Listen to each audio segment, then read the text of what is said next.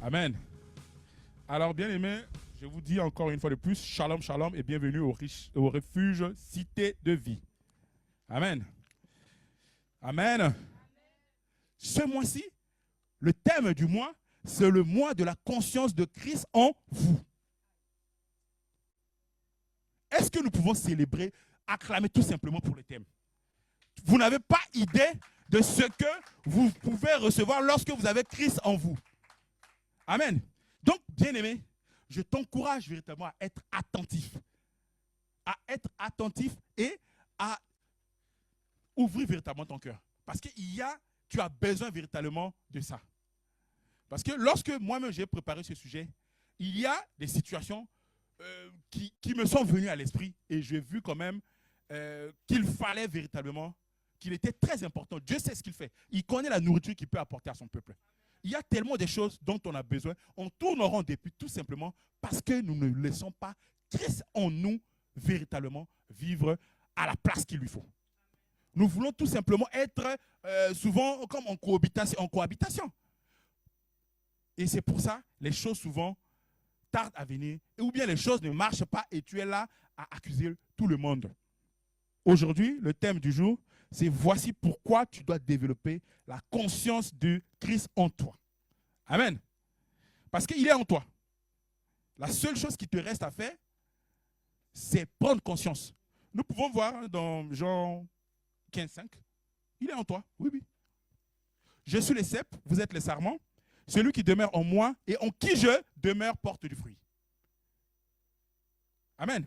Car sans moi, vous ne pouvez rien faire. Donc, c'est normal que tout ce que tu es en train de tramer depuis, parce que tu le fais sans lui. Il dit, tout, sans moi, vous ne pouvez rien faire. Nada.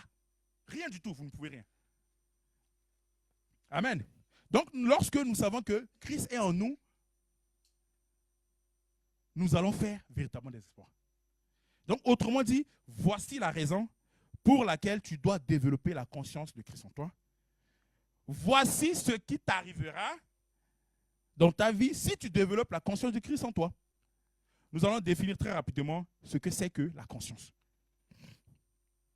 La conscience, c'est une connaissance qui est imprimée en vous. Une conviction acquise, enfouie en vous et qui vous font agir en conséquence. Je donne un exemple. La conscience un exemple tout simplement qui passe à ma l'habitude de le dire.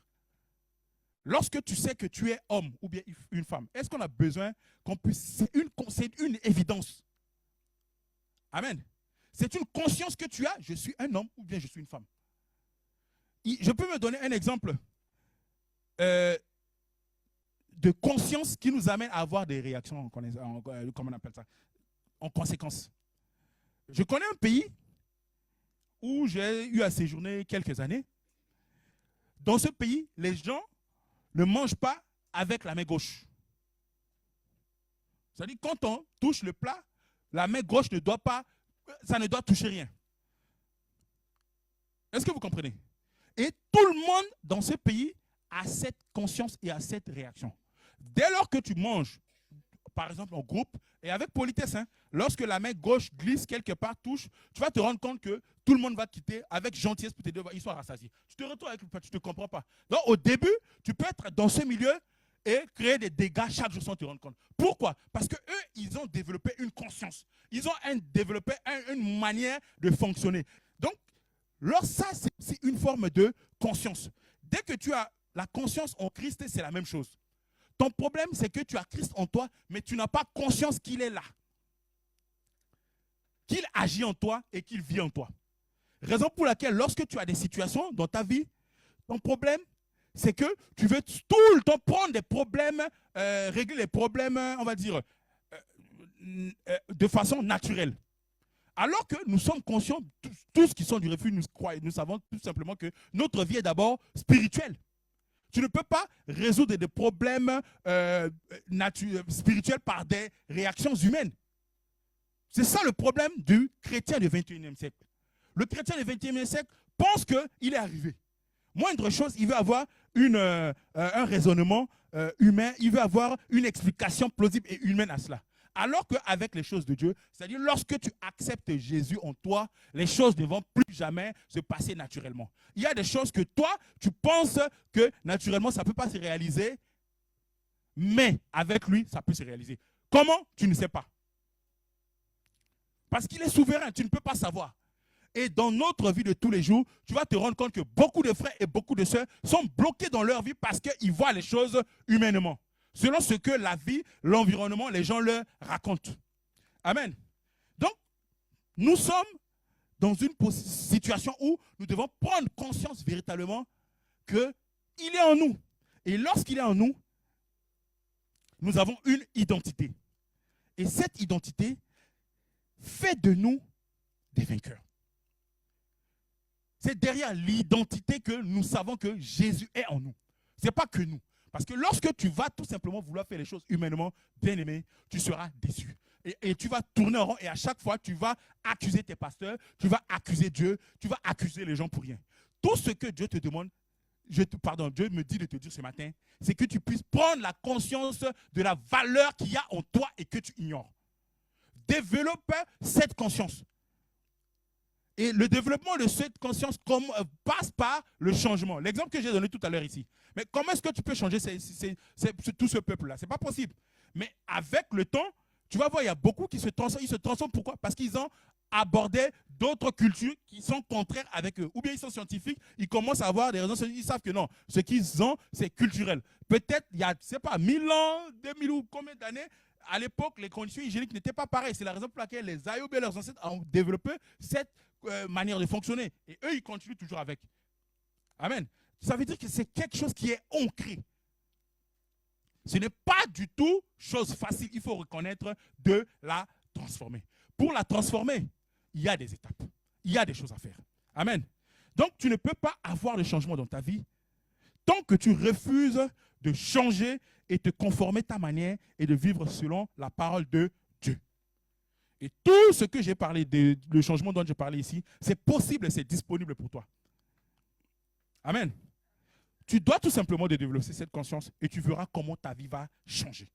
Est-ce que nous pouvons lire nous allons lire dans Colossiens 2, à partir du verset 14.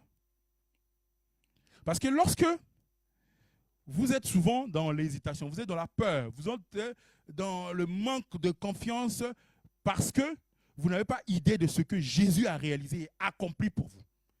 Donc, il est très important de savoir qu'est-ce que Jésus a accompli pour moi, qu'est-ce qu'il a fait pour moi, et donc j'ignore le sens et que je suis encore resté au point zéro jusqu'à maintenant. Nous allons lire dans Colossiens 2, verset 14. La Bible nous dit qu'il a effacé l'acte dont les ordonnances nous condamnaient et qui subsistait contre nous. Et il l'a détruit en le clouant à la croix. Allons, verset 15. Il a dépouillé les dominations et les autorités et les a livrées publiquement en spectacle en triomphant d'elles par la croix. Amen. Lorsque nous voyons ce message, j'ai tiré deux informations capitales avec deux mots. Les deux premiers. Il a effacé, annulé. Amen. On peut reprendre le verset 14, s'il vous plaît. Donc, il a effacé l'acte dont les ordonnances nous condamnaient. Dans une autre version, on dit qu'il a annulé les documents dont les prescriptions nous condamnaient. Dans une autre version, je ne sais pas, c'est français courant. Donc, lorsque la Bible te dit que toutes les condamnations que tu as, tout ce que tu as a été annulé. C'est le premier point qu'il faut vraiment retenir ici. Annulé, ça veut dire quoi? C'est-à-dire que tout ce qui a été décidé, le diable a prévu, l'ennemi a prévu pour toi, est tout simplement abrogé, est anéanti, invalidé, a été supprimé. Lorsque c'était sur cette ordonnance, ça a été retiré de cette ordonnance. Ça a été révoqué. Lorsque tu as conscience de cela, que tout a été annulé, tout a été effacé, tout a été aboli, mais bien aimé, tu as un soulagement. Parce que l'ennemi te fait croire depuis qu'il y avait une ordonnance qui était contre toi, qui te maintenait en captivité. Là, tu as la conscience de Christ en toi. Et dès lors que tu as Christ en toi, voilà ce qu'il fait en toi. Lorsque tu acceptes Jésus comme Christ et Sauveur, voilà Il te dit qu'il a annulé toutes les ordonnances. Mais, bien aimé, qu'est-ce qui te fait peur maintenant? Deuxième point. Tu as peur de l'ennemi, tu as peur du diable, tu as peur des démons, des sorciers. Ok. Mais il te dit, verset 15. Colossiens 2, 15. Il a dépouillé les dominations, les autorités et les a livrées publiquement en spectacle en triomphant d'elles par la croix. Dépouillé. Il leur a retiré tout ce, il les a dépossédés de tout ce qu'ils ont comme pouvoir. Il les a tout simplement enlevés, ôtés tout ce qu'ils avaient comme pouvoir. Un chien méchant. Un chien méchant. À qui on a enlevé tous les dents? Est-ce que, dès lors que tu as connaissance qu'il n'a plus de dents, est-ce que tu auras peur d'eux? Même pas. Tu n'auras plus peur. C'est le chien méchant du quartier, personne ne peut traverser la rue. Mais le jour, lui, il court, hein, parce que quand il vient, il n'a pas de dents dans la bouche. Toi, tu ne l'as pas approché pour aller vérifier s'il est édenté ou pas. Mais tu as raison de courir. Mais le jour où soit le propriétaire, ou bien par quel réseau tu t'es rendu compte que, oh, il n'a même pas de dents, mais il court derrière toi par réflexe. Est-ce que tu auras encore peur de ces chiens?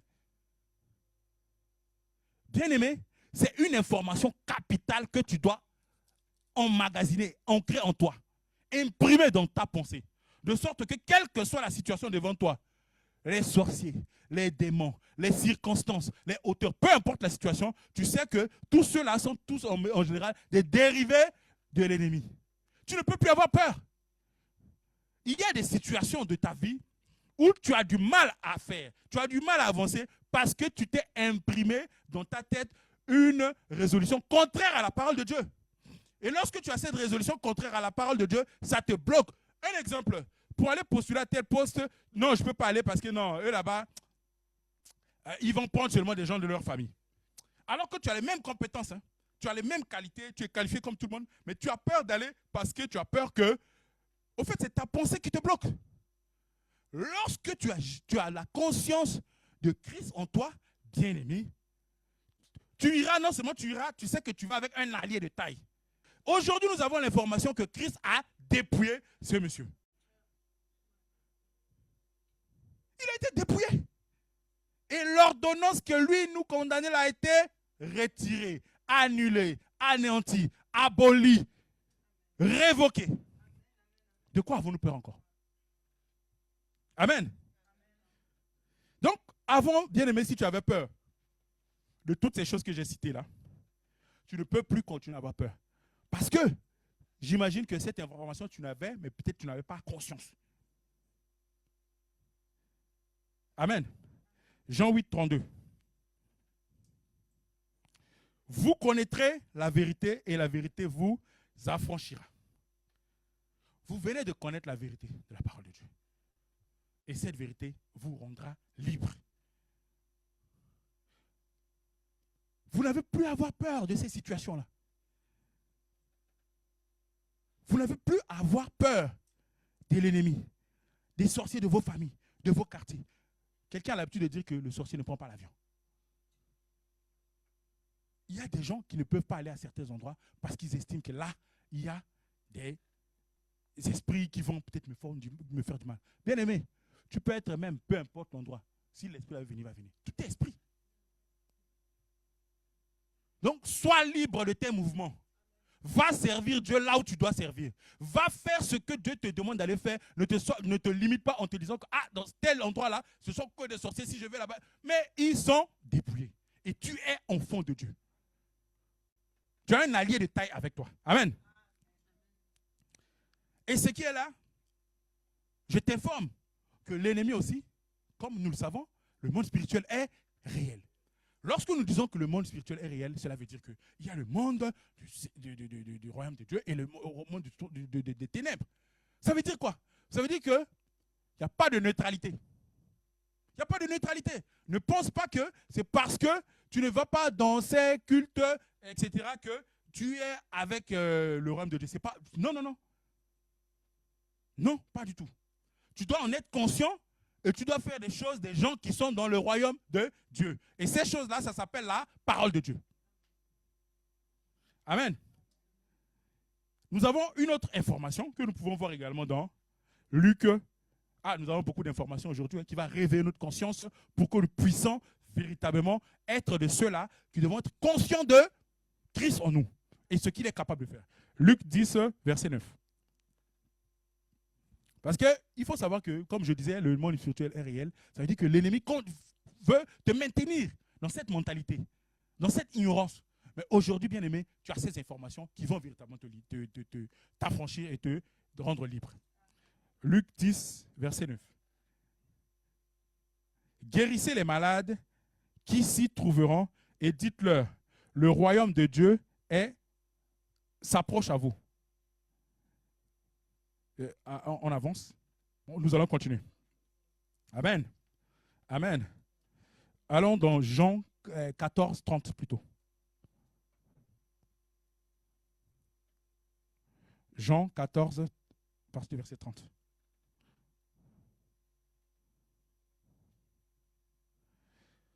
Je ne parlerai plus guère avec vous, car le prince du monde vient, il n'a rien en moi. On continue.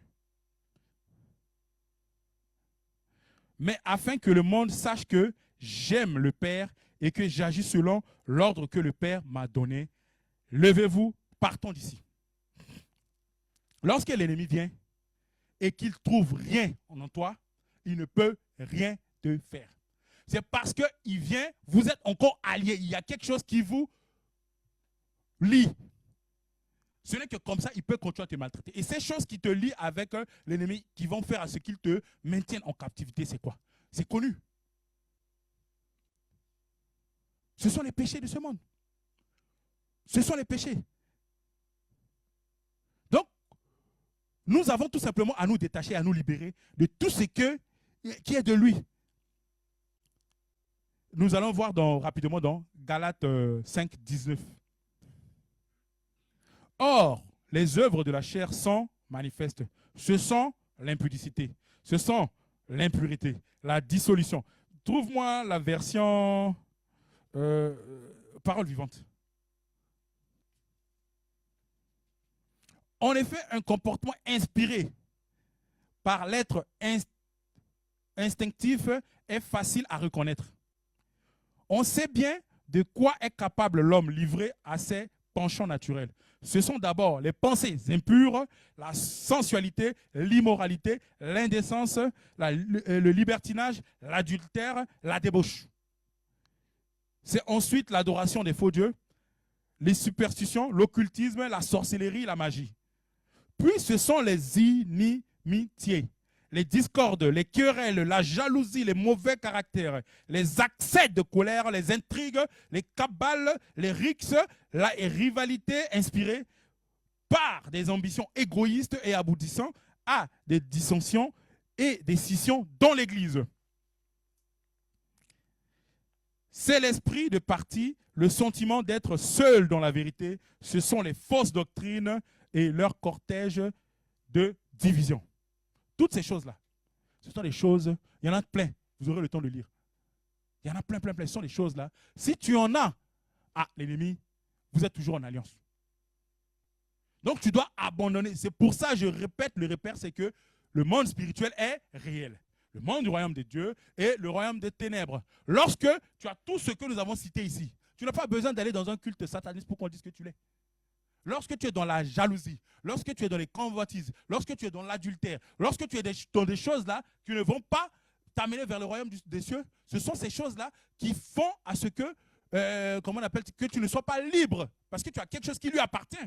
Toutes ces choses-là, ce ne sont pas des fruits de l'esprit.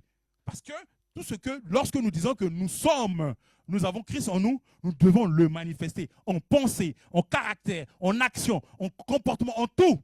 Et est-ce que tout ce que nous venons de citer là, tu es le reflet de Christ en toi? Tu ne peux pas, sinon je t'assure que c'est même une perte de temps pour toi d'être à l'église, serviteur et vivre tout ce qu'il vient de citer. Ce que Dieu te demande de faire, c'est plutôt les fruits de l'esprit. Galates 5, 22. L'amour, la paix, la joie, la tempérance, la bienveillance, etc., etc. Oui, ça peut sembler bizarre.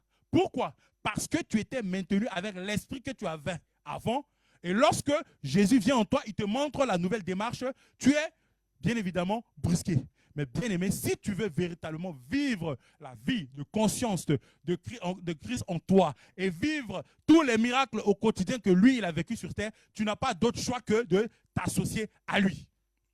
Amen. Maintenant, tu es au courant de ton identité en Christ, de ce que Jésus a fait et de l'importance de la conscience de Christ en toi. Maintenant, nous allons commencer à développer, à voir comment on peut développer la conscience de Christ en nous. La conscience de Christ en toi. La première des choses et le premier point sur lequel j'insiste, c'est l'acceptation. C'est accepter la parole de Dieu, de Christ en vous. Est-ce que nous comprenons? La première des choses, c'est d'accepter la parole de Dieu, tout simplement. Il faut faire facile. Parce que si tu es en opposition avec cette parole, bien aimé, ça ne peut pas aller loin. Si tu es en opposition avec la parole de Dieu, ça ne peut pas aller loin. Tu n'es pas uni avec lui, ça je te dis. Toi, tu penses être uni avec lui, mais tu n'es pas uni avec lui lorsque tu fais les choses contraires. Bien aimé, toi, je te dis, va m'apporter cette chose. Tu m'apportes une autre chose. J'insiste, je te dis, c'est là-bas. Tu vas faire autre chose. Bien aimé, franchement, disons-nous la vérité. Ça veut dire que c'est un refus. Bien que tu te lèves pour aller prendre, mais tu ne prends pas ce que je te demande de faire. Tu ne fais pas ce que je te demande de faire. C'est un refus. Il y a beaucoup de gens qui ne prennent pas en considération. Lorsque la parole leur dit de faire A, ils disent B. Lorsque la parole leur dit Dieu leur dit de faire B, ils font même C. Bien-aimé, tu n'es pas en adéquation avec Jésus. Tu n'es pas en union avec lui. C'est d'abord l'acceptation. C'est pour te dire, développer la conscience du Christ en toi. Commence d'abord par l'acceptation de sa parole. Colossiens 2, à partir du verset 6. Ainsi donc, comme vous avez reçu le Seigneur Jésus-Christ, marchez en lui. Trouve-moi la version, soit français courant, parole vivante.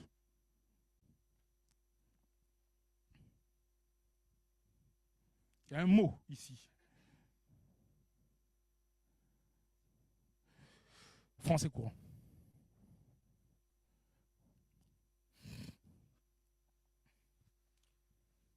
Ainsi, puisque vous avez accepté Jésus-Christ comme sauveur, comme Seigneur, pardon, vivez dans l'union avec lui. Amen. Lorsque vous l'acceptez, vous vivez en union avec lui.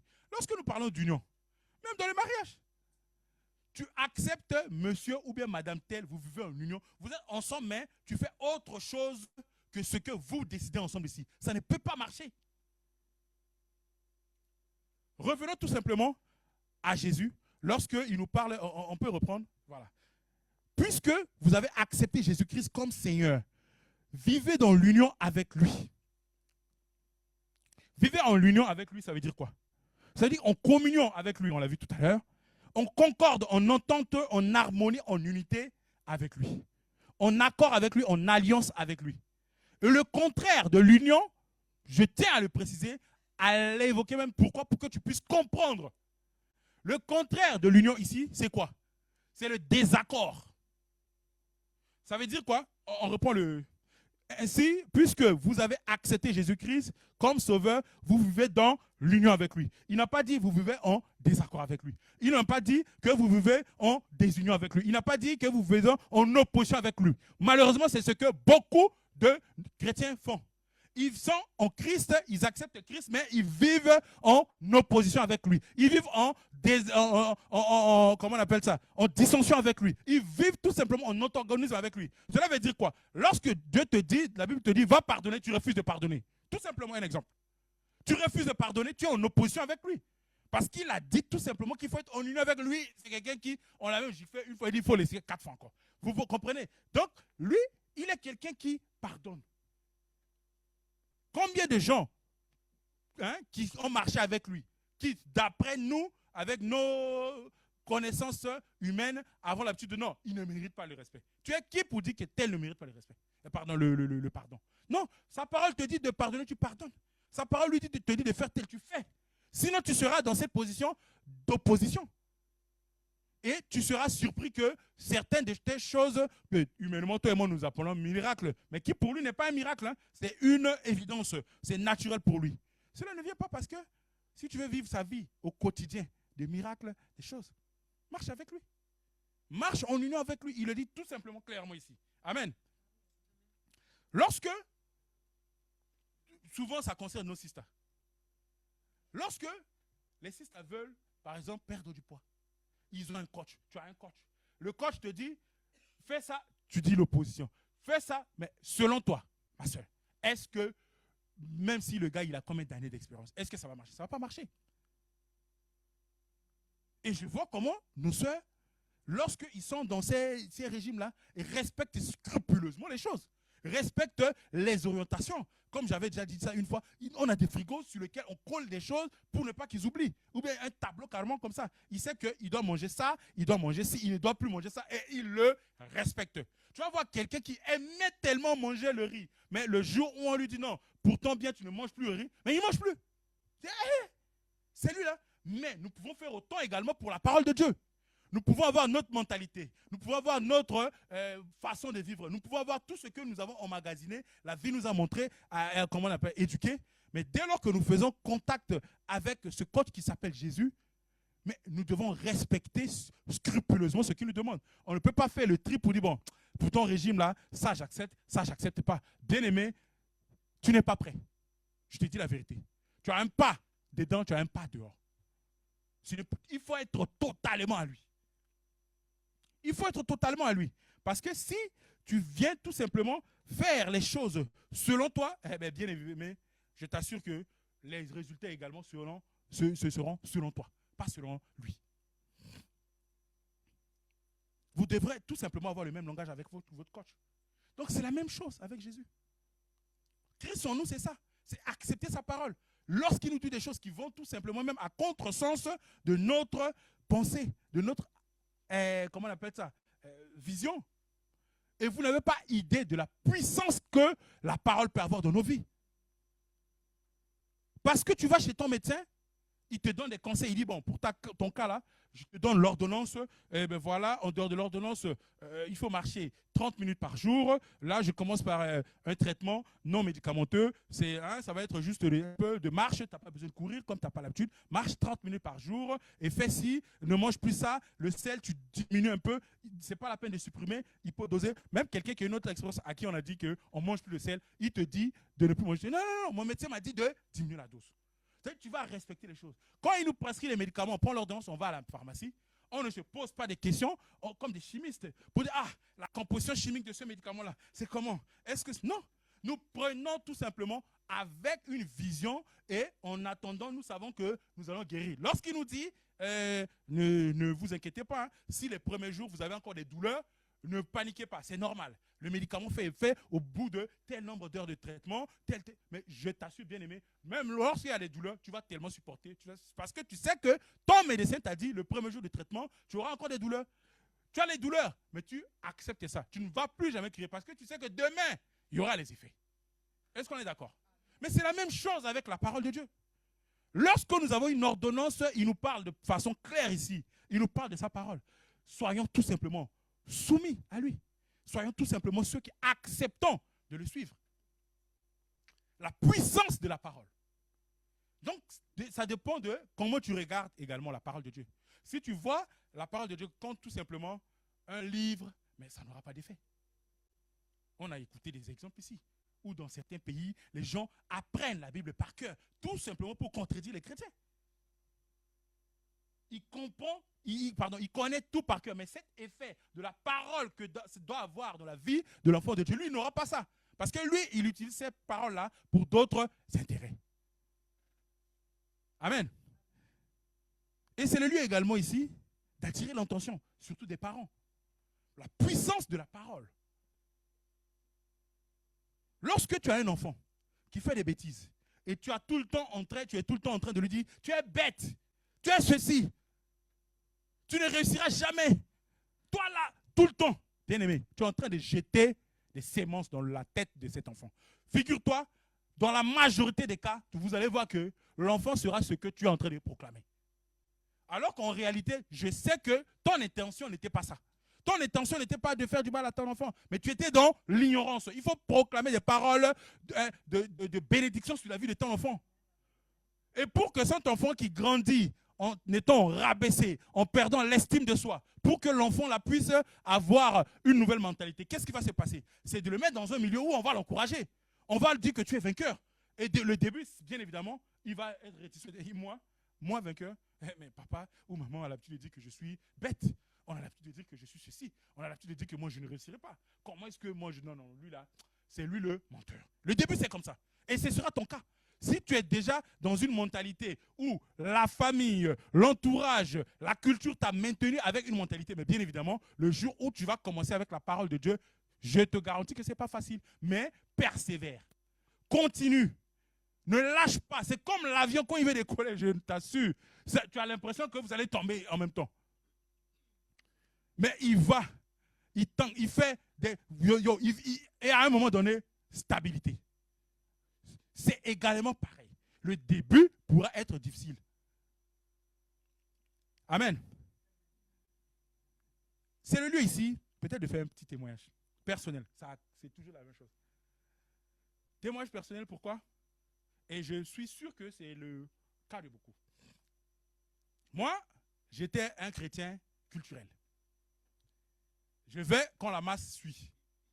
Le matin, quand on m'a dit, non, on y va à l'église, je les suis. Moi, je les suivais, pardon. Et quand j'allais à l'église, je vous garantis, tout ce qui se disait, tout ce que pasteur disait, moi, j'avais quelque chose dans ma tête qui contredisait, phrase par phrase, verset par verset. Quand il dit ça dans ma tête, je dis, oh, lui là, est-ce qu'il peut vivre ce qu'il est en train de dire? Est-ce que c'est possible? J'avais des pensées comme ça. Et un jour, je me souviens de lui avoir dit ça, on en avait rigolé. Je vous assure, tout ce qui se disait, moi, dans ma tête, il n'a qu'à finir vite, on va sortir et moi, je vais aller dans mes mouvements là. C'était ça dans ma tête. Parce que j'avais une mentalité. Et cette mentalité, j'ai vécu avec jusqu'à pendant quand même plus de 20 ans, plus de 30 ans. Mais tu penses que c'est le premier jour où je vais venir à l'église et ce que lui va dire que je vais croire? Non. Jusqu'à ce que le jour où j'ai accepté, je me suis assis comme ça, j'ai fait le point en moi-même, en me posant la question de savoir, mais depuis que j'ai résisté là, qu'est-ce que j'ai gagné? Oui, je me sentais, on va dire, courageux, ambitieux, toutes les qualités que tu peux me donner. Mais au-dedans de moi, je savais qu'il y avait quelque chose qui manquait. Au-dedans de moi, je savais, parce que j'avais des peurs. Hein. Les gens ne savaient pas que moi, j'avais peur. Et c'est des gens parfois qui me suivaient, mais ils ne savaient pas que dans mon cœur, même moi, j'étais peut-être plus peureux qu'eux. Mais j'étais juste quelqu'un qui ne montrait pas ça. Jusqu'à ce que je puisse commencer à accepter la parole de Dieu. Mais c'est là que les choses ont devenu exponentielles. J'ai découvert véritablement la vie en Jésus, la vie en Christ. Et pourtant, lorsque j'étais dans un autre monde, j'étais pour les yeux du monde quelqu'un de brillant, quelqu'un, je ne sais pas, toutes les qualités. Puisque eux-mêmes, ils n'osent pas. Mais lorsque j'ose, ça passait. Et j'étais pris comme quelqu'un de meilleur. Mais au-dedans de moi, bien-aimé, comme pour toi en ces moments, tu connais tes limites. Mais lorsque tu fais confiance à Jésus, tu le laisses prendre la place qui lui revient, là maintenant tu as un coach et tu vois maintenant plus clair. Les choses qui n'étaient pas évidentes pour toi deviennent évidentes. Les choses qui étaient compliquées pour toi à aborder deviennent tout simplement, je ne sais pas, une formalité. Quelqu'un peut te poser une question sur laquelle il peut faire une thèse en 1 seconde. Mais tu as eu ça où? Pourquoi tu n'étais pas comme ça avant? Je me pose la question de savoir. C'est parce que j'ai laissé Christ en moi prendre le dessus. Bien aimé, que cela soit également ton cas. Il y a des situations dans la vie que tu es en train de vivre. Il y a des difficultés. Tu as du mal, c'est parce que tu te fais confiance à toi. Tu te bases sur les raisonnements humains. Tu te bases sur les solutions humaines. Laisse Christ. Et lorsque je te dis de laisser Christ, c'est de laisser la parole te pénétrer. Lorsque tu acceptes la parole, tu vas découvrir une meilleure version de toi.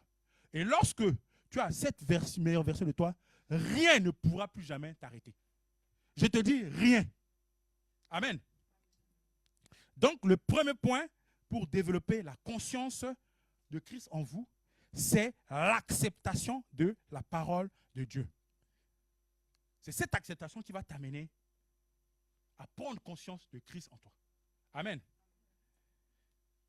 Bien-aimé, Lorsque tu acceptes Christ en toi, cela veut dire qu'il y a une décision à prendre qui semble être difficile. Et cette décision, c'est dorénavant d'accepter la nouvelle mentalité. Une vraie métanoïa. Donc, il vous fera également pour développer la conscience de Christ en vous, c'est de renverser toutes les forteresses qui s'opposent à la parole de Dieu. Lorsque nous parlons des forteresses ici, ce sont les raisonnements qui sont ancrés au plus profond de notre être. Ces raisonnements sont si puissants qu'ils nous poussent à rejeter tout ce qui pourrait contredire même la promesse de Dieu. Quand vous avez cette forteresse, ça vous amène à ne pas rentrer dans la promesse que Dieu a faite pour vous. Amen. Donc, il faut accepter de remplacer les anciennes pensées que vous avez. Les anciennes pensées que j'avais. Je laisse la parole venir remplacer. Parce que ce n'est plus possible. Tu ne peux plus donner un appartement ou une maison à une personne et garder certaines choses dans une chambre. Tu dis non, ce sont mes biens. Non, soit tu te donnes totalement, la maison, ou bien tu ne donnes pas. Tu n'es pas en colocation. Tu ne peux pas être mi-monde et mi-enfant de Dieu. Ce n'est pas possible. Ce n'est pas du tout possible parce que tu as accepté cette nouvelle démarche de vie, bien évidemment. Tu acceptes tout simplement et tu te laisses conduire par la parole de Dieu. Bien aimé, beaucoup de nos sœurs, aujourd'hui c'est les sœurs, hein, beaucoup de nos sœurs qui ont grandi en Afrique ou bien dans d'autres pays avant de venir ici doivent comprendre ce que je veux dire. Le standard, la tendance d'où nous venons là, pour qu'on dise voilà une belle femme, voilà elle est ceci, elle est bon. Donc, il y a beaucoup d'expressions de beaucoup de pays. Tout ça, il faut être une femme en forme. Lorsque tu es mince, on vient même te toucher. Et je connais même des pays dans lesquels, lorsque la femme veut se marier, on va isoler la femme pour la gaver. Parce que la beauté dans ce milieu-là, c'est être en forme. Tu as grandi dans cette mentalité. Tu as grandi dans ces pays. Tu as grandi dans cet environnement.